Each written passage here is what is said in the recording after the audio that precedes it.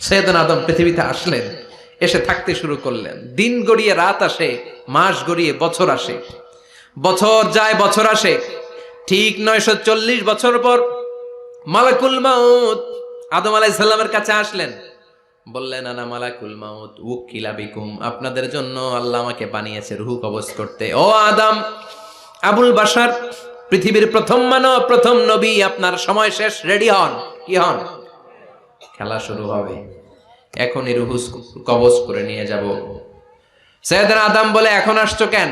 আমার আরো 60 বছর বাকি আছে। মালাকুল মাউত বলে, না, আপনি রূহের জগতে আল্লাহর কাছে আপনার সন্তান দাউদকে কয় বছর দিয়েছিলেন? 60 বছর। এজন্য 940 বছর আপনার জন্য লেখা।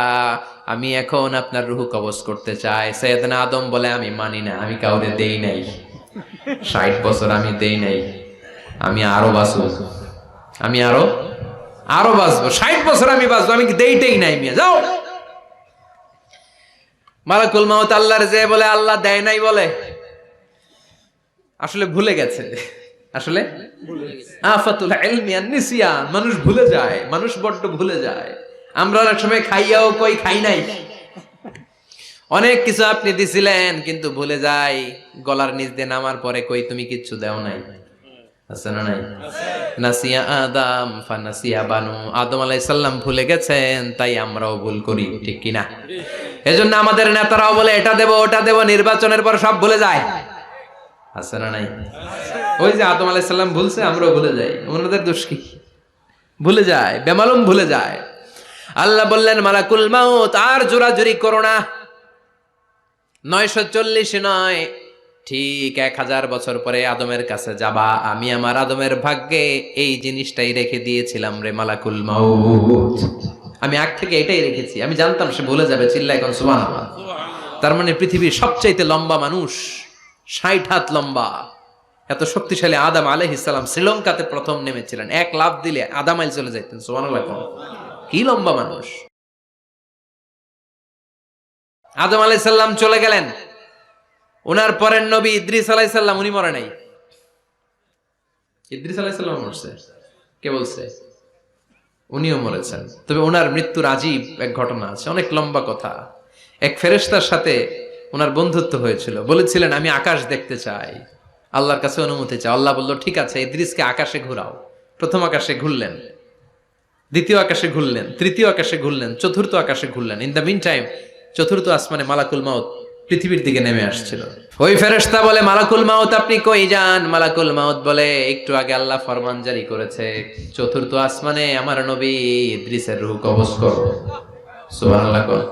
আমি বললাম, আল্লাহ আপনার পাঠানো নবী সৈয়দনা ইদ্রিস থাকে দুনিয়ায়, চতুর্থ আসমানে পামু কই? আল্লাহ কয়, কথা নাই, দৌড় দে। আমি দৌড় দিলাম, এসে দেখি ইদ্রিস আলাইহিস সালাম এখানে রেডি। সুবহানাল্লাহ। ওয়া রাফা'নাহু মাকানান আলিয়্যা।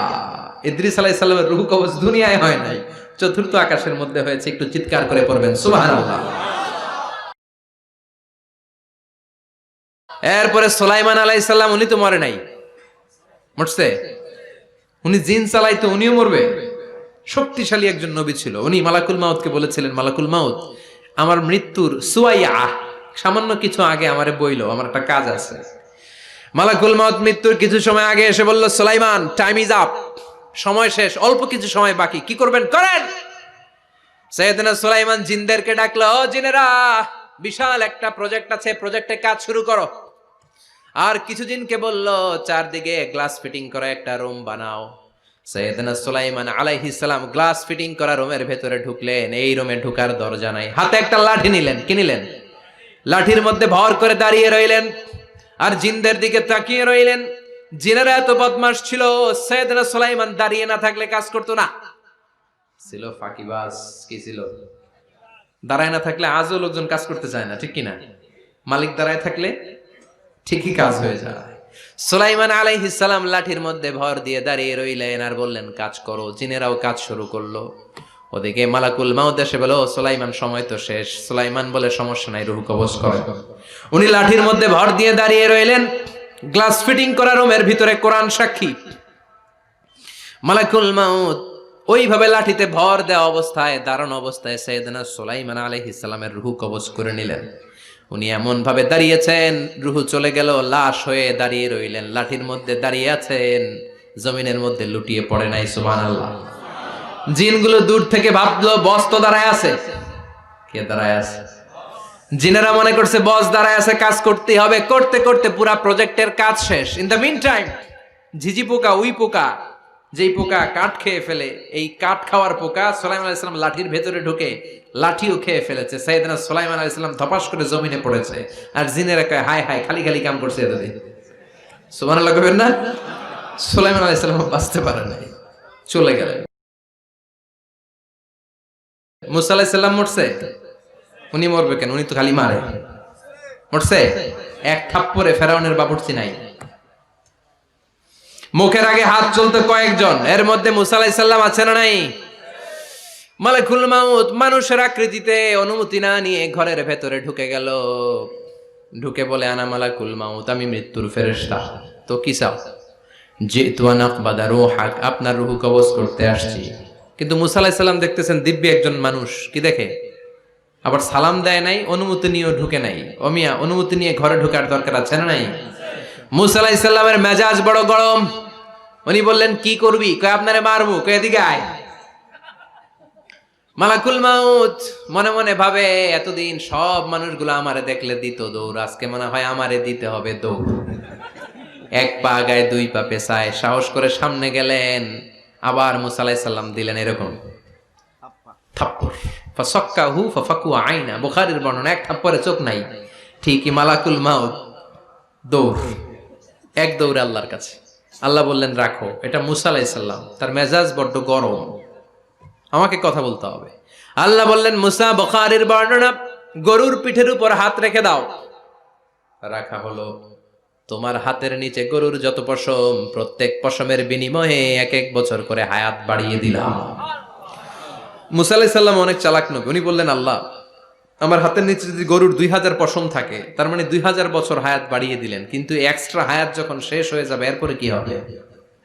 আগে ওইটা বলেন। আল্লাহ বললেন সুম্মাল মাউত, তারপরে তো মুসা মরতেই হবে, আসতেই হবে। সাইয়েদনা মুসা আলাইহিস সালাম বললেন ফাল আনা, তাহলে আর দেরির দরকার নাই, এখনই আমি আপনার কাছে চলে যেতে চাই।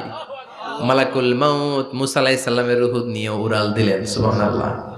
বাঁচতে পারছে? বিশ্বনবী মরে নাই, উনি ইন্তেকাল করেছেন। চিল্লায় এখন ঠিক কিনা? ইন্তেকালের আগে বিশ্বনবী প্রচন্ড অসুস্থ হলেন। মা আয়েশারে ডেকে বললেন, আয়েশা মনে হয় আমি বাঁচব না। ওই যে খায়বার বিজয়ের দিন, খায়বার দুর্গ বিজয় করার পরে এক ইহুদি মহিলা আমার দাওয়াত দিয়েছিল। ওই দাওয়াত খেতে যাওয়ার পরে গোশতের মধ্যে বিষ মাখানো হয়েছিল রে আয়েশা। ওই বিষ মাখানো খাসির গোশত খেয়ে যে ব্যথা আমার পেটে উঠেছিল, আজ আবার সেই ব্যথা উঠেছে। বিশ্বনবী ওই বিষ খাওয়ানো গোশতের কারণে ইন্তেকাল করেছেন। তার মানে বিশ্বনবী শাহীদ। জামা আল্লাহু বাইনা নবুওয়া ওয়া শাহাদা, আল্লাহ বিশ্বনবীকে শুধু নবী বানায় নাই, শহীদ হিসেবে কবুল করেছে। সুবহানাল্লাহ কইবেন না? প্রচন্ড অসুস্থ, উনি ছাড়া মসজিদে নববীতে কেউ ইমামতি করার সাহস পায় না। বিশ্বনবী বললেন আবু বকর তুমি যাও, আবু বকরও যায় না। বিশ্বনবী বললেন পানি আনো। বিশ্বনবী পানি দিয়ে ওযু করলেন। ওযু করে কয়েকজন সাহাবীকে ধরে উঠতে চাইলেন, আবার ধপাস করে বেহুশ হয়ে পড়ে যায়। বিশ্বনবী উঠতে পারে না। আবার বললেন ঠান্ডা পানি আনো। পানির ভেতরে বিশ্বনবী 2 হাত ঢুকিয়ে দিয়ে ঠান্ডা ভিজা হাত দিয়ে চেহারার মধ্যে মাসে করলেন আর বললেন ইন্নালিল মাউতিলা সাকারাত, হায়রে মৃত্যুর কি যন্ত্রণা, হায়রে মৃত্যুর যে কি কষ্ট। ও মিয়া, বিশ্বনবী যদি মৃত্যুর কষ্টে কাতরায়, আমাদের অবস্থা কি? আমাদের নসিবে কি আছে? আল্লাহ তুমি বাঁচাও, পড়ে না আমিন। বিশ্বনবী কাঁদছেন, সাহাবারা একের পর এক দেখতে আসে, কান্নার রোল পড়ে গেল চারদিকে। বিশ্বনবীর কলিজার টুকরা নয়নের পুটুলি সাইয়্যিদাতুনা ফাতিমা বিশ্বনবীর কান্না সহ্য করতে পারে না। বিশ্বনবীকে ধরে ফাতিমা, সাইয়্যিদাতুনা ফাতিমা বিলাপ করা শুরু করে দিলেন, চিৎকার দিয়ে কান্নাকাটি শুরু করে দিলেন আর বললেন ওয়া কুরবাবা, ওয়া কুরবাবা, হায় হায় আমার বাবার কি কষ্ট, আমার বাবার কি কষ্ট হচ্ছে। বিশ্বনবী বললেন ফাতেমা তুমি কেঁদো না, আমার কষ্ট আজকের পরে আর থাকবে না। আজকে তোর বাবার সব কষ্ট বন্ধ হয়ে যাবে। কি যেন কানে কানে বললেন, ফাতেমা আরো কেঁদে দিল। আবার কানে কানে কি যেন বললেন, ফাতেমা হেসে দিল।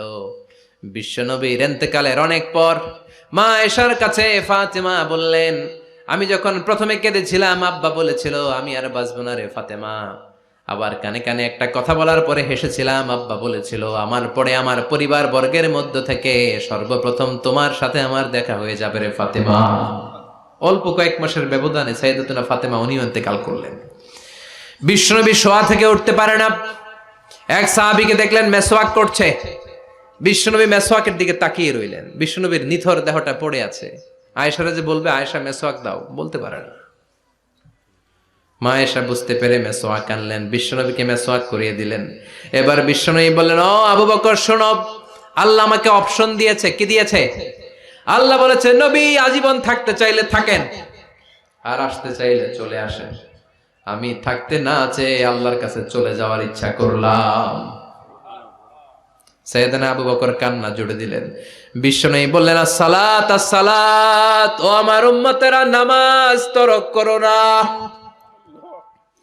ইন্তেকালের আগে বললেন নামাজ ছেড়ে দিও না। আর বললেন ওয়ামা মালাকাত আইমানুকুম, তোমাদের অধীনস্থ কর্মচারীদের সাথে খারাপ আচরণ করো না। ঘাম শুকানোর আগে পয়সা দিয়ে দিও। আর হাত দুটো উঁচু করে বললেন আল্লাহুম্মা ইলার রাফিকিল আলা, ও আল্লাহ আমি আপনার কাছে যেতে চাই। এই কথাটা বলে বিশ্বনবীর হাত দুইটা ধপাস করে জমিনে পড়ে গেল। বিশ্বনবীও চলে গেলেন। থাকতে পেরেছে কেউ? চিল্লায় বলেন। এজন্য আমরা আল্লাহর কাছে ইমানই মৃত্যু চাই। কি মৃত্যু? আমরা উত্তম মৃত্যু চাই। চিল্লায় বলেন কি মৃত্যু? এজন্য মরণের আগে ইমান নিয়ে মরার দরকার আছে না নাই? নিয়মিত ইউটিউব ভিডিও দেখতে সাবস্ক্রাইব করুন। নতুন নতুন ভিডিও পেতে ঘন্টা বাটনটি চাপুন।